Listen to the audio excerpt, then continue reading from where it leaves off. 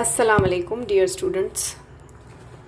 Today we are going to learn a very easy and frequently used poetic device that is alliteration. अज़ीज़ तलबा, आज हम लोग एक बहुत आसान सी पोएटिक डिवाइस पढ़ेंगे जिसका इस्तेमाल बहुत ज़्यादा हुआ है सिलेबस में, और इस पोएटिक डिवाइस का नाम है एलिट्रेशन, जिसे उर्दू में तजनीस ख़ती भी कहते हैं या शय हरफी सनद भी कहते हैं। एलिट्रेशन क्या है? एलिट्रेशन एक ऐसी पोएटिक डिवाइस है या एक ऐसा टूल है जो एक राइटर अपनी पोएट्री में इस्तेमाल करता है, जिसमें राइटर यानी कि पोएट बार बार एक साउंड को, एक लेटर को बार बार रिपीट करता है, वो भी जुमले लफ्ज़ के शुरुआत में। जब शायर इस तरह से 2 से 3 बार करता है बहुत कम वक्फ़े के साथ, तब हम इसे एलिट्रेशन कहते हैं। एलिट्रेशन को हम इंग्लिश में कुछ इस तरह से डिफ़ाइन करेंगे: the repetition of the same letter that is consonant sound at the beginning of 2 or more words immediately succeeding each other or at short intervals. Definition पढ़ने के बाद हमें क्या समझ में आया? हमें ये पता चला कि जब एक ही हर्फ को, बिलखुसूस तौर पर कॉन्सोनेंट साउंड को, वो आवाज़ जो कॉन्सोनेंट साउंड है, जब उसका इस्तेमाल लफ्ज़ के शुरुआत में एक से ज़ायद बार होता है, वो भी बहुत कम वक्फ़े के साथ, तब हम कहते हैं कि शायर ने एलिट्रेशन इस सनद का इस्तेमाल किया है। यहाँ पे बहुत आसान सी मिसालें देकर मैं समझाने की कोशिश करती हूँ। पहली हमारी मिसाल है, फर्स्ट एग्ज़ाम्पल है हमारा, sheep should sleep in a shed. आप देखेंगे कि इस लाइन में शीप का पहला हर्फ जो है वो एस साउंड से शुरू है, शुड का भी पहला हर्फ एस साउंड से शुरू है, स्लीप का पहला हर्फ एस साउंड से शुरू है, फिर इन अ शेड का पहला हर्फ भी एस साउंड से शुरू है। तो इस एग्ज़ाम्पल में हम देखते हैं कि राइटर ने 4 टाइम्स एस साउंड का, एस इस कॉन्सोनेंट साउंड का इस्तेमाल किया है, और वो भी लफ्ज़ के शुरू में। अब कॉन्सोनेंट साउंड्स आपको मुझे बयान करने की ज़रूरत नहीं है, हम शुरू से ही पढ़ते आए हैं वोवल और कॉन्सोनेंट का फ़र्क।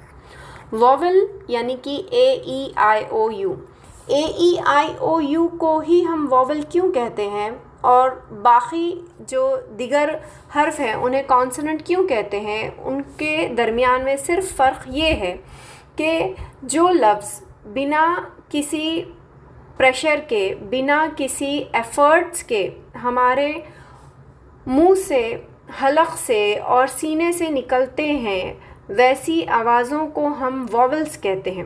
जैसे कि आप ए तलफ़ुज़ अदा कर देखिए, ए, ई, आई, ओ, यू, इन सभी अल्फ़ाबेट्स में, इन सभी साउंड्स में हम देखते हैं कि there is no obstruction, there is no pressure, the air is not obstructed either in your mouth, either in your lungs, either in your vocal cords, so the sound flows out very easily. जिस आवाज़ को अदा करने में कोई effort नहीं लगता है, और जहाँ पे टंग टीथ को टच नहीं करती है, टीथ रिच को टच नहीं करती है, यानी कि आवाज़ स्मूथली विदाउट एनी एफ़र्ट जो हमारी आवाज़ बाहर निकल के आती है, ऐसी आवाज़ को हम वोवल कहते हैं। और जो भी आवाज़ में कहीं पर भी रुकावट होगी, फॉर एग्ज़ाम्पल अगर से हम म साउंड लेंगे यानी कि एम साउंड लेंगे, तो हम देखेंगे कि ये आवाज़ हमारे 2 होंठों के पीछे टकरा रही है, यानी कि आपके 2 लिप्स, बिलेबल्स यानी कि 2 लिप्स जो हैं वो बंद हो जा रहे हैं। वो बंद होने के बाद एक प्रेशर बन रहा है, और उसके बाद एक एक्सप्लोजन के साथ वो साउंड वापस आ रहा है, मतलब बाहर निकल रहा है, अदा हो रहा है। म यानी कि एक 2 सेकंड के लिए आपकी आवाज़ होंठों के पीछे ठहर रही है, यानी कि देयर इज़ ऑब्स्ट्रक्शन, और एक प्रेशर बन रहा है आपके लंग्स में भी, यानी कि आपके हलक में, कहीं पर भी आपके जो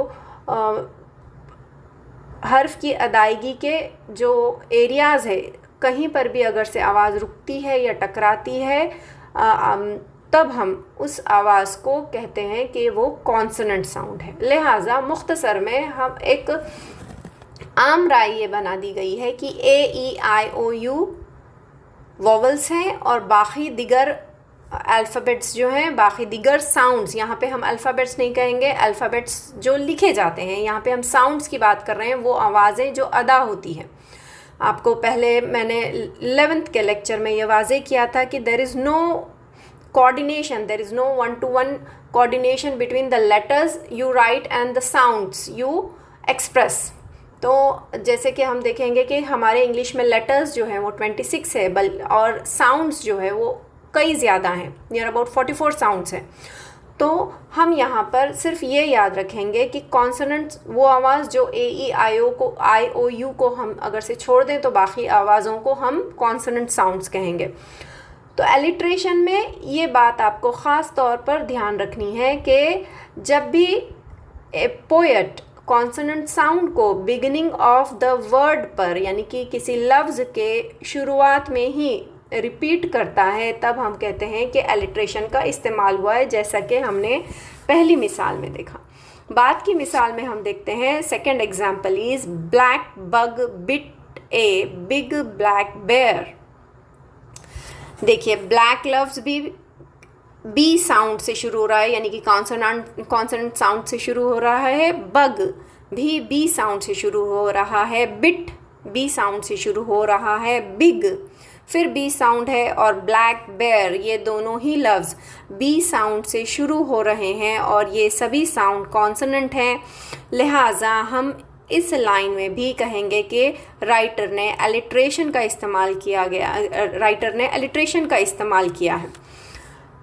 थर्ड एग्जाम्पल देखते हैं हम, Peter picked a pack of pickled papers. यहाँ पर हम फिर से वही देखते हैं कि डेलिब्रेटली राइटर ने पी इस कॉन्सोनेंट साउंड का इस्तेमाल किया है। ये तो हमने इन जनरल एग्जाम्पल्स देखे एलिट्रेशन के, ताकि आपको एलिट्रेशन ये सनद आसानी से समझ में आ सके। अब हम हमारे सिलेबस में जो एलिट्रेशन, जहाँ पे राइटर्स ने, पोएट्स ने एलिट्रेशन जहाँ पे इस्तेमाल किया है, कुछ उसकी मिसालें देखते हैं और हम टेक्स्ट बुक के नज़रिए से इसकी डेफिनेशन और मिसालें पढ़ते हैं। एलिट्रेशन क्या है? When a consonant sound is repeated at the beginning of a word frequently to enhance musical quality। क्यों इस्तेमाल करता है पोएट कॉन्सोनेंट साउंड को बहुत कम वक्फे से, यानी कि फ्रीक्वेंटली, बार बार क्यों इस्तेमाल करता है? टू एनहांस म्यूज़िकल क्वालिटी, यानी कि पोएम में म्यूज़िकल क्वालिटी आए, इसलिए शायर एलिट्रेशन का इस्तेमाल करता है। हम पहली नज़म देखेंगे 2.1 song of the open road. इस नज़म में लाइन नंबर 5, टेक्स्ट बुक खोलकर देखिए आप कि लाइन नंबर 5 में एलिट्रेशन का इस्तेमाल हुआ है, जैसे henceforth I whimper no more, postpone no more, need nothing। आप देखते हैं कि इस लाइन में एक से ज़ायद बार न साउंड, एन साउंड का इस्तेमाल हुआ है, बार बार एन इस साउंड का इस्तेमाल हुआ है। वो भी कब इस्तेमाल हुआ है? हाँ, exactly right, eight the beginning of a word, यानी कि नो, एन ओ नो, ये जो लफ्ज़ है, इसकी स्पेलिंग किससे शुरू हो रही है? कॉन्सोनेंट साउंड न से शुरू हो रही है। नीड की स्पेलिंग में भी हम देखते हैं कि न इस साउंड को रिपीट किया गया है, शुरुआत में इस्तेमाल किया गया है, और नथिंग में भी न इस साउंड से ही नथिंग की स्पेलिंग लिखी गई है। लिहाजा इस लाइन में हम देखते हैं कि राइटर ने न साउंड को फ्रीक्वेंटली यूज़ किया है, इसीलिए hence this line is an example of alliteration. अगली मिसाल हम नेक्स्ट पोएम में पाते हैं, पोएम नंबर 2.2 इंडियन वीवर्स। इस नज़म में लाइन नंबर 7 देखिए, लाइन क्या है? Like the plumes of A peacock purple and green. यहाँ पे फिर आप देखेंगे प इस साउंड का, यानी कि पी इस साउंड का, इस आवाज़ का शायर ने बार बार इस्तेमाल किया है इस लाइन में। नेक्स्ट एग्जाम्पल लाइन नंबर 9 में देखते हैं, पोएम 2 के ही लाइन नंबर 9 में देखते हैं। Viewers weaving Solomon and still. यहाँ पे दो एलिट्रेशन की तो ये मिसाल है, लेकिन दो मुख्तलिफ साउंड का बार बार इस्तेमाल किया गया है। वीवर्स में, वीविंग्स में हम व साउंड का इस्तेमाल देखते हैं और सोलोमन और स्टिल में स साउंड का हम बार बार इस्तेमाल देखते हैं। उसी तरह से लाइन नंबर 12 पोएम 2 में ही we weave a dead man's funeral shroud. आप देखेंगे कि इस लाइन में फिर से व साउंड का इस्तेमाल बार बार किया गया है। नेक्स्ट पोएम की तरफ आगे बढ़ते हैं। Poem number 2.3 the Inchcape rock. यहाँ पे स्टैंजा 2 में हम देखेंगे कि लाइन है विदाउट आइदर साइन और साउंड ऑफ देयर शॉक। यहाँ पर आप देखेंगे कि साइन, साउंड और शॉक तीनों ही लफ्ज़ स इस आवाज़ से ये लफ्ज़ शुरू हो रहे हैं, एस साउंड का बार बार इस्तेमाल किया गया है। उसी तरह से हम देखेंगे स्टैंजा नंबर 4 में When the rock was hid by surge swell। यहाँ पे हम देखते हैं कि लाइन के इख्तिताम में सर्ज स्वेल एस साउंड का फिर से इस्तेमाल किया गया है। अगली पोएम है have you earned your tomorrow 2.4। इस पोएम में स्टैंजा नंबर 1 में हम मिसाल देखते हैं कि and it's toiling time is through. तो यहाँ पर इस लाइन में हम देखते हैं ट साउंड का, टी साउंड का बार बार इस्तेमाल किया गया है। उसी तरह स्टैंजा 2 में और is someone mighty grateful for a did you did today. यहाँ पे इस लाइन में हम ड साउंड का, डी साउंड का बार बार इस्तेमाल देखते हैं। नेक्स्ट पोएम है फादर रिटर्निंग होम 2.5। इसमें स्टैंजा 1 में हम देखते हैं लाइन है suburbs slide past his unseeing eye. Suburbs में हम स साउंड का बार बार इस्तेमाल देखते हैं। नेक्स्ट लाइन है fed homeward through the humid monsoon night. Homeward का ह और ह्यूमिड का ह, यहाँ पे ह साउंड हम फ्रीक्वेंटली रिपीट होता हुआ देखते हैं। अगली लाइन है he hurries across the length of grey platform. इस लाइन में फिर से ह का इस्तेमाल बार बार किया गया है ही में और हरीज में। उसी तरह से स्टैंजा 2 में फिर से हम मिसाल देखते हैं he goes into the toilet to contemplate. यहाँ पर हम देखते हैं टॉयलेट और टू दोनों ही लफ्ज़ों में ट साउंड का इस्तेमाल किया गया है, यानी कि इस लाइन में टी साउंड को रिपीट किया गया है। लिहाजा ये सारी मिसालें आपको बताती हैं कि कॉन्सोनेंट साउंड रिपीट होता है at the beginning of a word पर। जब ऐसा होता है, जब शायर किसी कॉन्सोनेंट साउंड को रिपीट करता है at the beginning of a word, then it is clear example of alliteration. अब आप कहेंगे कि एक्टिविटीज़ जो है एग्ज़ाम में कैसे पूछे जाएंगे, यानी कि किस तरह से सवाल पूछा जाएगा। तो एक्टिविटीज़ आपको कुछ इस तरह से पूछ सकते हैं। पहली एक्टिविटी हो सकती है, यानी कि पहली मिसाल, एक्टिविटी फर्स्ट नहीं है ये थर्ड एक्टिविटी में पोएटिक डिवाइस पूछा जाता है। सेकंड एक्टिविटी या थर्ड एक्टिविटी में पोएटिक डिवाइस पूछा जाता है, लेकिन पहली मिसाल ये हो सकती है। आपको एग्जामिनर पूछ सकता है, सवाल कुछ यूँ पूछ सकता है find out examples from the poem.